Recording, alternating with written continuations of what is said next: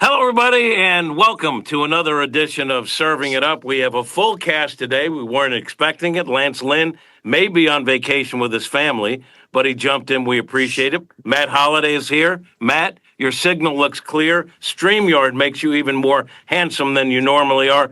And Kyle Gibson is joining us with bad internet and has to tip out early. So I want to start with you, Kyle Gibson, because you're on the comeback trail. You're trying to get back to the major leagues.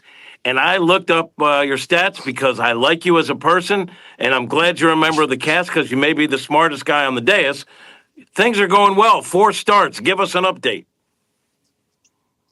Yeah, through 2 days ago here in Omaha. Feeling good. Dealt with a little bit of of course, back because I've done that a couple times this year, but I looked right back as I got here on Monday night. But as I've had to do in the past, sometimes you stand up a little bit more in the middle of the start, you move around a little bit more, and you just stay loose. So wasn't too fun doing that. But overall, I've been feeling a lot better. So I'm pretty good. Getting a little bit more, swing and miss even in the strike zone. So that's good. But yeah, felt good. How much fun is it when things are going pretty well, except with a little hiccup, when you're on a course that may get you eventually to where you want to be with Tampa? I missed part of your question because you disappeared right there. So I don't know what part of your question was, but it's a lot of fun. It's been a lot of fun. Being in AAA is something that I hadn't obviously done. I did it earlier this year, but it was just something that I hadn't done in a really long time. Seeing a different side of baseball and seeing a different part of the grind that guys go through.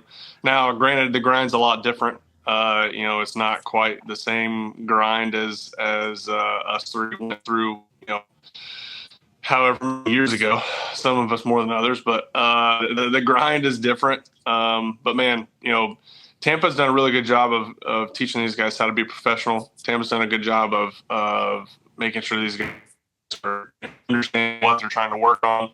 No complaints about doing any type of extra work. It's just a really good atmosphere, and it's been a lot of fun to be a part of, and hope I'm able to inject a little bit of fun here and there and add to it. Hopefully you're buying a lot of dinners for those guys, picking up a lot of checks. Matt, how are you? You look a little antsy. You're not happy with the StreamYard, but you look great. I can tell you look great. Yeah, thank you so much, Jim. It means a lot coming from you. I'm just really thrown off by having some static and some trouble understanding questions and answers. We typically have such a smooth show with this. So I'm just getting comfortable like per usual when we do this, just where you can't quite hear the answers, can't quite hear the questions. It's right where we need to be, right in our pocket. Quick question for you, quick follow-up. Someone that watched this, one of our 72 viewers. We're up to 72. Yeah. Said, what does Holliday have against you? He doesn't really like you. I go, I think he does. This is just show content. Now tell me if I'm wrong. Don't put words in my mouth, Jim. Don't put words in my mouth. Do not tell people things that I don't think. You know what I mean? Like, don't interject your opinion, okay? I just say, look, neighbors can have fun with each other, and we used to be neighbors next door to each other. That's true. I like to bring that up every time. Lance, are you on vacation with your family? Where you at? I am in the Hamptons of New York. So just, a little summer in the Hamptons, nothing wrong with it. So, we're having a nice little trip with a little beach time going on. So I snuck up here to give you all hell for a little bit. I appreciate that. I have a question. There's a lot to talk about. There's been some base brawls going on, but I'm going to start with this. I was talking NBA to a basketball PR guy. Finals, Pacers are in Game 7. All right, let's go right there Let's go Pacers. Because you got one OKC guy, Matt Holliday, and you got 2 Pacers guys with Kyle and Lance. So Lance, it came to a Game 7. Last night was a blowout. I was surprised by that. What's going on with this series at Game 7 coming up in OKC? I think that you look at what the Pacers to be able to get to Game 7 after Halliburton's scare with the calf was huge for him last night. Home court's been playing a big advantage the last couple games, so we'll see what Game 7 looks like. It should be an exciting game, especially in Oklahoma City. The fans are great there. It seems like so it should be fun. I don't think it's going to be a blowout on either side because the NBA doesn't want that. So I think it's going to be a nice, tightly refereed game, and it's going to be nice and close at the end. Kyle Gibson, is TJ McConnell your hero? I don't know. I mean, he's made some big plays and some big moments, and he's really stepped up when he needed to. I think that's been probably the name of the game for the Pacers all postseason. They have Siakam, Obi. A lot of these guys have stepped up and had big games when Halliburton or somebody couldn't. So it's a lot of players coming together and playing really well. And OKC too, they're the best team in the NBA. So it's been really and getting to a game like I said. Matt Holliday, would you have an easy time backing down Chet Holmgren? I think I probably could. I feel bad when he falls down. It looks like, wow, that's gotta hurt. Like, it looks like he's just falling on straight bone. Like, it just the Halliburton thing is a little suspicious to me. Like, I mean, he's got a strained calf, and and then all of a sudden he plays the best game. Like, I don't know. Like, sometimes there's some fishy stuff, but look, I thought the Thunder laid an egg last night. I mean, having the championship on the line and to go out and get beat by 25 in a game that really wasn't close. But they haven't lost much at home, so I'm holding out hope that they can win Game 7. But I was disappointed in the performance last night. What I don't understand though is the Pacers. Some games will shoot 75% from three-point line. If they don't hit their threes, they're going to lose. But they also have more depth, and they run everyone, and they guard the passing lanes like I've never seen before. They force other teams to play their style. How do you see Game 7 going, Lance? Well, yeah, like you said, the Pacers, they shoot the ball well at home. I mean, you look at just the NBA or in general, the bench players and stuff like that usually play better at home. That's just the truth of the matter. So Game 7 is going to be tough for them. They're going to have to, get a big game out of somebody unexpected. Shooting the three. If they make their threes, they're hard to beat. They got a group of tryhards, and those guys are a pain in the ass. And everybody knows exactly what I'm talking about. The McConnells of the world they're always that guy that pisses you off when you play against them because they're the tryhards. And if you've got a 10-man group of tryhards, it makes it a tough game. So it should be a fun game. How many games have you attended during this run, Lance? I know one of them you were third row, something like that. Yep. So I went to Game 3. I didn't. Obviously, I'm on vacation here for Game 6, so I didn't get to go to that one. So Game 3 I went to, huge win for them there too, and then Game 4 they kind of turned around and laid an egg too. So it's been an interesting series too, back and forth with some of the wins and then a couple of the blowouts on home court too for teams. So Game 7 should be fun. Kyle, I think anyone who knows anything about basketball know the Pacers were lucky to get by the Knicks. But how do you see this Game 7 going? Hold on, my streamer. Did you say they were lucky to get past the Knicks? Let me check the transcript here. Yes, I said everyone who knows anything about basketball knows they were lucky. 7. I didn't even go to 7. So I would say that was an ass whooping. All I know is yesterday I had my Reggie Miller jersey and my Rick socks on, or during all of our pregame activity. I saw Reggie in the stands. It was just a great day. So we've moved on past the Knicks, Jim. That was a fairly easy move on past. So, I think I don't even know where that came from. That's unbelievable. I'm kind of It was stunned just by such that an bad easy. question, It actually. was such an easy victory that they got the coach fired. That's how much it was a whooping. Like he got himself fired because they got Yeah. whooped so bad. Whoops. I just compiled data here. This is the data from NBA analysts that said pure luck. If you look, that's what the. Mm. Matt, are you going to be at Game 7? Cat. Are you going to be at Game Unreal. 7? Matt?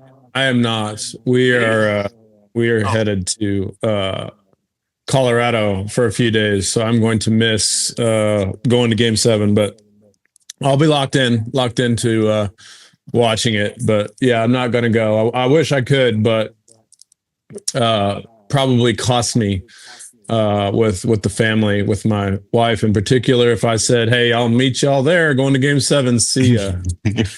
So yeah, I'll be following. But Game 7s, anything can happen. So I felt really good about the Thunder's chances, but now I'm, all it takes is somebody to get hot, and if it's close down the stretch, anything can happen. So not nearly as comfortable as I was a couple days ago. Yeah, 50-50 chance. They either win or they don't. That's true. Yeah. You are a good fan because you were watching your son play in Baltimore, and you were sitting with your other son, and you, instead of sitting in like a VIP suite, you were in the stands watching the game on your phone. So I could say tip of the cap. But as former neighbors, we have that close-knit relationship where I can do that. Yeah. On the page. All right, yeah. now I want to move forward. If that's okay, Kyle, or is this your time still, Kyle? I don't have any further questions. I just think we're checking. All right, because your internet's a little shoddy, but as I found out later, sometimes it's my internet that's shoddy. I just can't see it. There's a lot of stuff going on in Major League Baseball. Padres, Dodgers, little beanball war going on there. Cardinals had their share of hijinks with Milwaukee yesterday against the White Sox. Wilson gets plunked again. Let's start with Wilson Contreras. I think we brought him up on this podcast. He's on your team, you love him. If he's on the other team, you probably hate him. And now it's it's reached the point of critical mass where every fan base is going to boo Wilson Contreras. Lance, you got to play with Wilson. He's an energy guy, always defends his teammates. How do you look at Wilson? And did you see the hijinks that went on with the Milwaukee Brewers? I didn't see what happened with the Milwaukee Brewers, but I will give Wilson credit. He is a fantastic teammate, and he is a fantastic person for road teams to hate or opponents to hate. So he's doing it right, in my opinion. If the teams you're playing against hate you and your teammates love you, in my opinion, you're a great ball player. So Wilson also says that especially when the fans in Chicago, they were just playing the White Sox in that beautiful facility. And he said, particularly when Chicago fans boo him, it gets under his skin and that makes him a better player. And he hopes that fans continue to boo him. A guy who can get energy off that, right? That's priceless, isn't it, Kyle? Yeah, I think there's some players that are unique that can really feed off of that. I think when you're on the road, especially when you're playing well, it definitely feeds you. I think when you're on the road and you're not playing well and then they get on you, it just kind of adds to the frustration probably. But, there are players that really do feed into that and look for that innovation. And if fans are booing those type of players, they're only asking for a big game out of them. Matt, you saw the Dodgers and Padres fracas. What did you make of that? Well, I think it's interesting. There's been a lot of hit batters, and trying to distinguish which ones are on purpose and which ones aren't is always the kind of interesting part of this. So I think they hit Tatis last night, which I guess somebody said they've hit him 5 times. I don't know over what time span that is. And you could say, well, it wasn't on purpose. But I do think when you bring in a young pitcher who was pitching, and where you're trying to execute these pitches and set it up, say, well, he wasn't trying to hit him on purpose, but the catcher is asking him for the ball, sort of up and in. Well, when you ask guys that, aren't technically all that, they're not commanding the ball that well, then there is some responsibility that falls on the team to Tony La Russa was always big on that. Like, if you can't execute pitches in there and you keep hitting guys, then stop calling those pitches. And so I get it. Like, I kind of get both sides. Obviously, the thing to me is more convincing than anything else is that Shohei is a bot and that he's not real.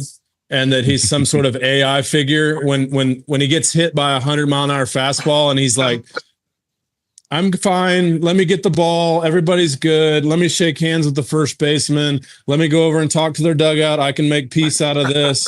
Everything is totally fine. I go, he didn't even show a grimace like that might have stung a little. He was just like, I got it. I knew that was coming. I think his left eye, the machine of him kind of tweaked a little bit, and then he kind of checked back in. So I think out of all this, I'm just even more convinced that Shohei is not real. But like I said, I think it's fun for baseball. It makes me want to watch. I mean, I want to tune in to watch the Padres and Dodgers because I want to see what's going to happen, and I like a lot of the yelling and the emotion part of the game. But I think they should have just let Dave Roberts and Mike Shildt fight. Like, I'm just okay with that. Like, let's just clear it out on home plate and let those two little fellows get after it. I would like to see that. Like, I'm okay with that. I don't think MLB should step in. The umpires, sort of like hockey, just kind of back off. And if somebody is getting bludgeoned, then maybe pull him off. But I think that's where I stand. That one. Dave or Shildt? I've seen Shilty's wrists, and there's some of the smallest wrists I've ever seen. So I don't know how good a fighter he is. I've not seen either one engage in a fist fight. So I don't know. He might have some sort of like jiu-jitsu background that might give him an edge, but just from the size of bone structure alone, I'd take Dave. All right. There's a lot to unpack there. Matt, you're beautiful. So, Lance, to the follow-up is, did you ever notice that Shilty has really petite wrists? And also, is there a chance that Ohtani might be some sort of lab creation? I've not seen anything to tell me otherwise on Shohei to not be some sort of lab creation. So I'm going to leave it at that. He's yet to show me human traits of failure, in my opinion, especially in the Major League Baseball. He does everything that we all did at 12 years old, where we just are the best player in the universe. We can hit home runs. We can do everything we want. We pitch, we play shortstop, we do whatever we want in any game. He does that in the major leagues. So I do think that he's got something special. Shildt, yes, Shildt is. I sometimes wonder how Shilt's pants stay up too. So all in all, yes, the wrists they needed some earth. He's a fiery guy too. So, Kyle, who do you think, who Shildt a little bit, Roberts, who would win that fight in the view of Kyle Gibson? Because I think this is an important topic that we can't just scratch the surface on.